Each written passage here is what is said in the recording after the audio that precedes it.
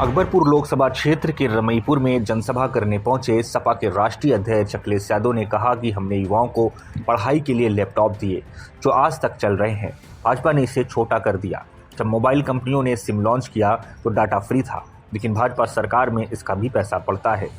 हमारी सरकार के समय राशन में नमक, रिफाइंड चने की दाल मिलती थी, जिसे बंद कर दिया गया। बड़े शहरों में लोग गुणवत्तापूर्ण आटा खा रहे हैं, लेकिन हमारी सरकार आएगी तो आटा के साथ डाटा भी फ्री देंगे, क्योंकि आजकल सोशल मीडिया का ज़माना है और छात्रों को ऑनलाइन पढ़ाई के लिए डाटा भी चाहिए। वहीं उन्होंने कहा कि बीजेपी सरकार किसानों की आवाज़ को कुचलने में लगी है, उनकी समस्याओं को नज़रअंदाज कर रही है।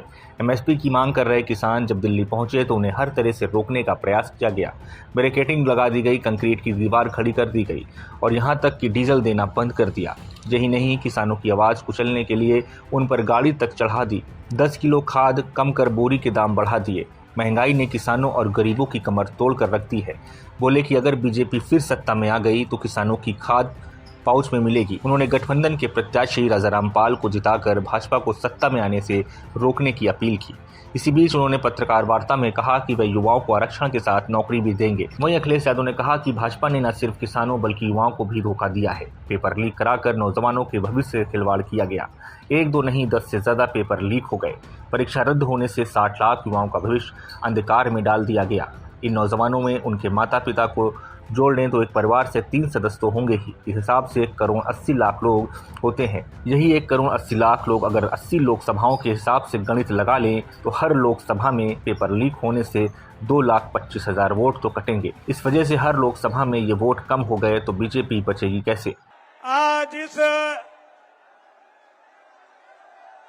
रमईपुर की ऐतिहासिक धरती पर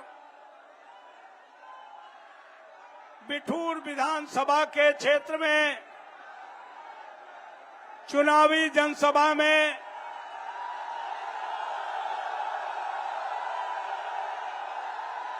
आज इस कार्यक्रम की अध्यक्षता कर रहे बिठूर विधानसभा के पूर्व विधायक, समाजवादी पार्टी के सम्मानित जिलाध्यक्ष आदरणीय मुनीन शुक्ला जी आज इस कार्यक्रम में हमारे मुख्य अतिथि करोड़ों नौजवानों, शोषित पीड़ितों की आशा की किरण, समाजवादी पार्टी के राष्ट्रीय अध्यक्ष और इंडिया गठबंधन के महत्वपूर्ण घटक हमारे नेता माननीय अखिलेश यादव जी इस कार्यक्रम में कांग्रेस पार्टी, समाजवादी पार्टी, आप पार्टी, तीनों पार्टियों के सम्मानित जिलाध्यक्ष, हमारे सम्मानित विधायक आदरणीय हसन रूमी साहब, आदरणीय अमिताभ वाजपेयी जी, पूर्व विधायक आदरणीय सतीश निगम जी, पूर्व विधायक आदरणीय जगराम सिंह जी, पूर्व विधायक आदरणीय इंजीत कोरी जी, हमारे मंच पर सभी फ्रंटल के सम्मानित पदाधिकारीगण, मैं आपकी ओर से, मंच की ओर से अपने राष्ट्रीय अध्यक्ष का हार्दिक स्वागत करता हूं, वंदन करता हूं, अभिनंदन करता हूं। और आज के दिन कोई लंबी चौड़ी बात हम नहीं करेंगे। जब हमारे नेता हमारे लिए अपील करने आ गए हैं तो मैं तो आपके बीच में आपका भाई हूं, आपका साथी हूं, आपका बेटा हूं। मैं तो 25-30 सालों से आपके बीच में आपके स्वाभिमान सम्मान के लिए संघर्ष करने का काम कर रहा हूं। साथियों, आप सब जानते हैं मेरी जिंदगी का मकसद उन करोड़ों लोगों के लिए जिंदा रहना है जिनके पैरों में चप्पल नहीं, शरीर में कपड़ा नहीं, पेट में भोजन नहीं, हमारे पास आने तक के पैसे नहीं, अपनी समस्या कहने के शब्द नहीं। वो 150 किलोमीटर की रेडियस में 1 करोड़ की आबादी वाले इस कानपुर नगर देहात में समाज की आखिरी पंक्ति में खड़ा आदमी भरोसा करता है कि अभी राजा रामपाल को टेलीफोन करेंगे, मदद हो जाएगी, अभी चले जाएंगे, मदद हो जाएगी। ये भरोसा समाज के उस अंतिम व्यक्ति को हमारे इस शरीर की अंतिम सांस तक कायम रहेगा। पुनः इतनी बड़ी तादाद में हमारे निवेदन पर हमारे नेता को सुनने के लिए आए हो, मैं अपने नेता का आपकी ओर से पुनः हार्दिक स्वागत करता हूं, वंदन करता हूं और आवाज देता हूं कि आइए और महान जनता को संबोधित करने का काम करिए।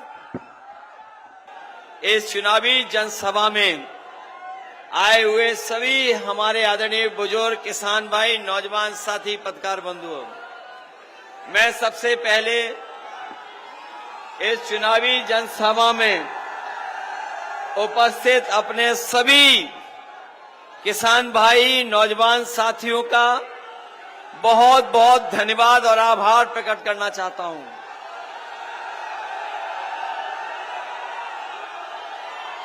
मुझे याद है जब लोकसभा का चुनाव और चुनाव की तारीख भी नहीं आई थी, उसी समय पर हमने आपने मिलकर के इस लोकसभा के प्रत्याशी राजा रामपाल जी को हम लोगों ने तय कर दिया था। बताओ, सबसे पहले इनको प्रत्याशी घोषित कर दिया था कि नहीं कर दिया था? और आज मैं जो देख रहा हूं अपार जन समर्थन, ये जो टेंट जहां छाया है वो तो भरा है ही भरा, पूरा का पूरा, लेकिन जहां छाया नहीं है और सरों पे गमछा लगा करके इस दोपहरी में गर्मी में जो जन समर्थन दिया है आपने, न केवल यहां से राजा रामपाल जी जीत के जा रहे हैं बल्कि रिकॉर्ड मतों से जीत करके जा रहे हैं।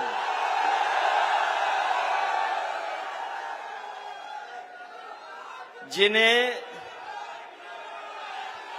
सबसे पहले प्रत्याशी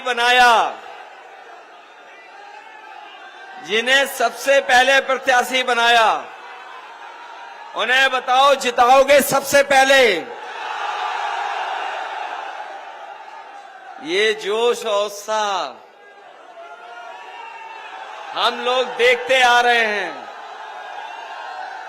ये बीजेपी के लोग लाख कोशिश कर लें, लेकिन उत्तर प्रदेश का करोड़ों मतदाता इस बार भारतीय जनता पार्टी को उत्तर प्रदेश से हटाने के लिए तैयार है।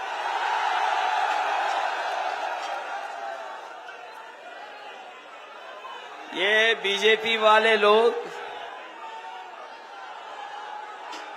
इनका कार्यकाल आपने देखा होगा। इन बीजेपी के लोगों का हमने सबने कार्यकाल देखा है। 10 साल के कार्यकाल में हर बात इनकी झूठी निकली, इनका हर वादा झूठा निकला। और जिन किसानों से इन्होंने ये कहा कि किसानों की आय दोगुनी हो जाएगी, यहां हमारे किसान और किसान के परिवार के लोग हैं, कोई ये नहीं कह सकता है कि उसकी आय दोगुनी हो गई होगी। लगातार चुनाव में गड़बड़ी की शिकायत कर रहे हैं, उस पर क्या कहेंगे? देखिए, भारतीय जनता पार्टी अब बेईमानी पर उतर आई है, लेकिन करोड़ों मतदाता इनके खिलाफ हैं।